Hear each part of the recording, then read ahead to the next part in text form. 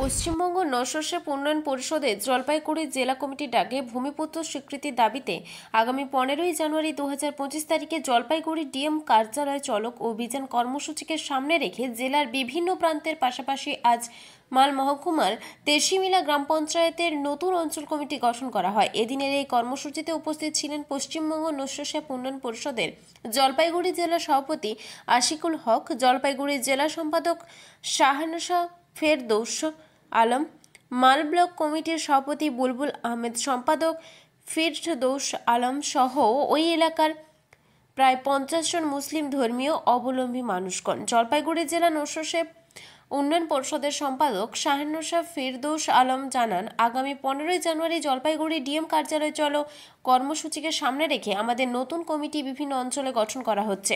তাই আজ আমরা মাল মহকুমার তেশিমিলা অঞ্চলে একটি নতুন কমিটির গঠন করলাম এবং আগামী 15ই জানুয়ারি আমাদের কর্মসূচিকে সফল করবার লক্ষ্যে আমরা প্রতিনিয়ত প্রচার চালিয়ে যাচ্ছি এবং আশা রাখছি আমাদের এই কর্মসূচিতে জেলার প্রত্যেকটি গ্রাম অঞ্চল থেকে মানুষ উপস্থিত হবেন এবং আমাদের প্রাপ্য অধিকার আমরা ডিএম কার্যালয়ের মাধ্যমে সরকারের কাছে দাবি তুলে ধরব।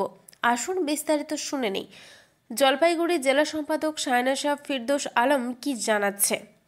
জলপাইগুড়ি বড়দিঘি থেকে ফিরদৌস আলমের রিপোর্ট।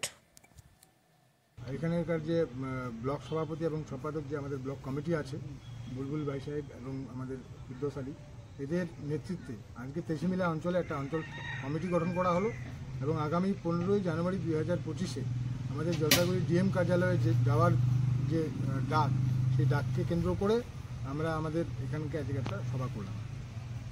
ডিএম অফিসে আপনাদের মেন কী দাবি থাকবে? আমাদের মেন দাবির মধ্যে প্রথম দাবি হচ্ছে আমাদের নশো শেখদেরকে ভূমিপুত্র সার্টিফিকেট দিতে হবে।